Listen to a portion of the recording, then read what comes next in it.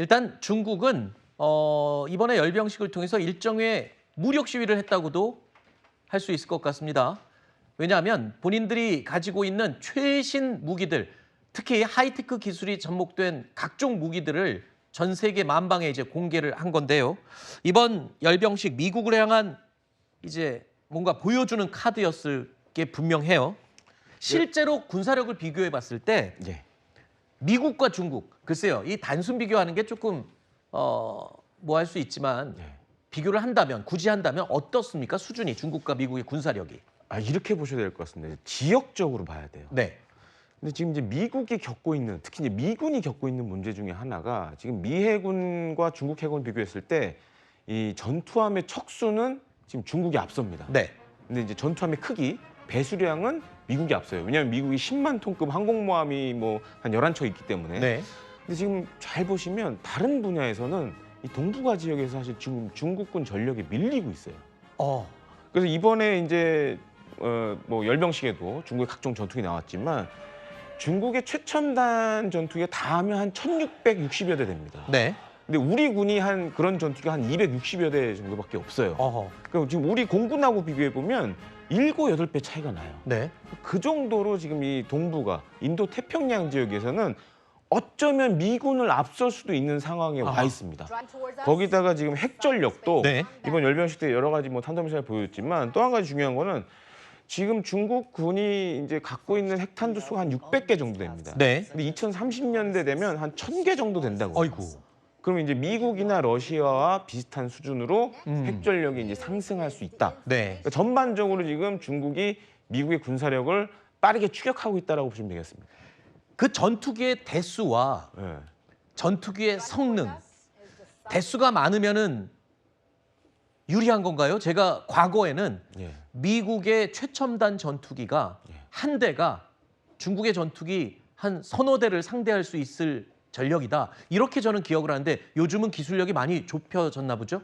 저도 사실 이제 2010년 중반만 해도 그렇게 평가를 많이 했었어요. 그러니까 네. 중국이 만든 전투기에 대해서 그렇게 많이 평가를 했는데 이제 이번 열병식에 잘 보시면 이제 젠 35라고 네. 중국의 이제 신형 스텔스 전투기가 나왔습니다. 그래서 제가 2016년에 2014년에 처음으로 이제 젠 35 시제기를 봤는데 그때는 사실 조악했어요. 아하. 우스웠어요. 네. 근데 한 8, 9년 만에 완전 다른 전투가 돼버렸어요. 그러니까 지금 이제 미국의 F-35와 거의 유사하거나 대등한 성능을 갖는 수준으로 올라왔고 그러니까 이번 열병식에도 그런 게 확연하게 이제 보여줬고 또 한 가지로는 이제 둥펑 60이라고 새로운 대륙간 탄도미사일도 이제 보여줬습니다.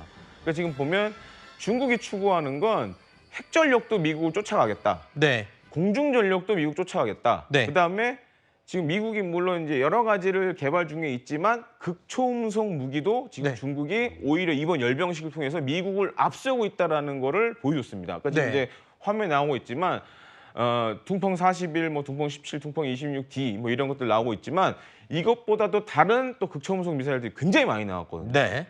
지금 미국이 아마 이번 열병식 보면서 가장 뜨끔해야 할 부분이 아하. 이 극초음속 미사일 관련된 부분입니다. 그리고 이제 인공지능이 적용된 각종 무인 체계들도 네. 이번에 사실상 많은 걸 보여줬기 때문에 네. 이런 부분에 있어서 지금 아마 이제 미중 간의 그런 군사력 경쟁이 향후에 더 심화될 것으로 보여집니다. 일단 극초음속 미사일 여러분도 일반에 많이 이제는 알려졌지만 보통 탄도미사일은 일정한 포물선을 그리면서 날아가기 때문에 이걸 예측해서 요격하는 게 미국의 미사일 MD 체제 아니겠습니까? 맞습니다. 근데 맞습니다. 극초음속 미사일은 탄두가 비행을 하면서 그것도 초음속으로 예. 그렇기 때문에 요격이 불가능하잖아요. 미국의 MD 체계가 사실상 무력화되는 그런 무기 아니겠습니까? 맞습니다. 이제 극초음속이라면 보통 이제 마하 5 이상으로 비행을 하신다고 생각하시면 됩니다. 네. 정말 그 깜짝할 사이에 몇백 킬로씩 날아가는데 네. 또 한 가지는 이제 변화무쌍하게 비행을 해요. 네. 근데 이번에 이제 중국이 보여준 거는 극초음속 활강으로 하는 무기도 보여줬고 네. 그다음에 극초음속 엔진을 단 또 무기도 보여줬습니다. 그러니까 아직 미국은 물론 이제 개발은 하고 있지만 보여주진 못하고 있는데 어떻게 보면 이제 미국보다 먼저 이런 극초음속 무기들을 대규모로 보여줬다는 점에서 상당히 좀 저는 개인적으로 봤을 때 상당히 충격적으로 보고 있습니다. 극초음속 미사일을 제가 왜 언급했냐면요. 최근에 북한도 이 극초음속 미사일 개발에 열을 올리고 있죠. 북한은 이번 열병식에 참석하면서 핵 보유국 지위를 함께 굳히려는 의도가 분명해 보입니다.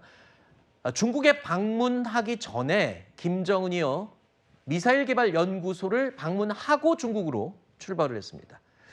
그 일환으로 풀이가 되는 것 같은데, 최근에 우크라이나 전쟁에 참전하면서 러시아로부터 상당 부분의 미사일 기술이라든가 로켓 기술 등을 전수받은 걸로 그렇게 알려져 있거든요. 자, 그런데 이제는 극초음속 미사일 등 이런 미사일 기술을 또 중국에게서 좀 받기 위한 그런 또 접촉 시도가 있지 않을까 예측을 해보는데 어떻습니까? 그런 의도가 담기지 않았나요? 지금 미사일 공장을 시찰하고 중국으로 간 걸 보면?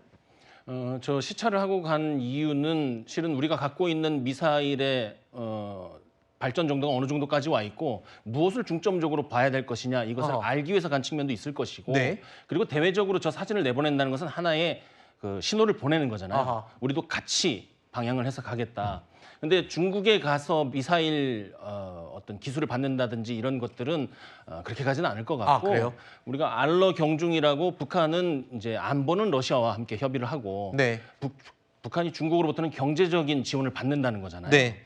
그래서 그런 방향으로 갈 것 같고 이번 그 행보와 더불어서 이 북한이 노리는 것은 아무래도 이제 대내적으로 보이는 그 정치적인 신호일 것 같습니다. 네. 북중러가 한 자리에 있었던 것은 1959년에 할아버지 김일성 때가 유일하거든요. 네. 그때와 동일한 국제적인 위상을 갖추게 되었다는 그러한 신호를 국내에 보내는 데에 큰 의의를 두는 게 좋을 것 같습니다. 알겠습니다. 그런데 문득 이런 생각이 듭니다. 우리가 지금 미국과 이 관세 세부 협상이 아직 많이 남아 있고요. 더군다나 방위비 협상도 남아 있습니다.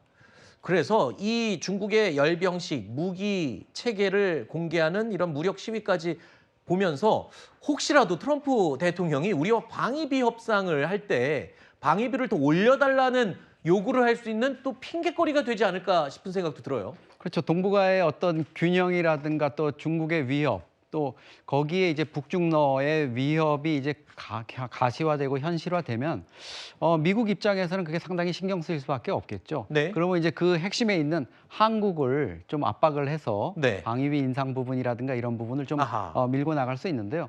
그건 뭐 우리 입장에서 보더라도 이번에 김정은의 중국 방문 자체가 자기 뭐 북중 관계의 어떤 복원이라든가 이런 측면뿐만 아니라 제가 보기에는 오늘 천안문 광장에서 김정은이 아마 군사 퍼레이드를 보면서 제일 좀 자극을 많이 받았을 것 같습니다. 네. 특히 공군 전력의 어떤 강화 부분이라든가 무인기 드론 이런 부분에 관심을 가지면서 이 방위비 부분이라든가 이런 부분에 이제 우리 입장에서는 좀 김정은의 앞으로 군사 도발 행보라든가 핵 미사일 또 다른 이제 재래식 무기의 개발 이런 부분에 대한 게 좀 강화되는 이런 네. 상황 속에서 미국의 압박 자체도 있겠지만 우리 스스로도 이 방위비 비용뿐만 아니라 어떤 군사 기술 네. 또 군사 협력 이런 부분을 좀 강화해야 될 필요성 이런 부분을 분명히 좀 느끼게 될 것 같습니다. 알겠습니다. 이번에 북중러의 밀착과 그리고 이번에 보여준 열병식에서 나온 신형 무기들을 봤을 때 네. 그 반대 측면도 생각해 볼 수 있을 것 같아요. 어떤 측면이죠? 열병식 자체가 보여주는 무기는 북중러의 밀착 그리고 중국의 전략 무기들이잖아요. 네.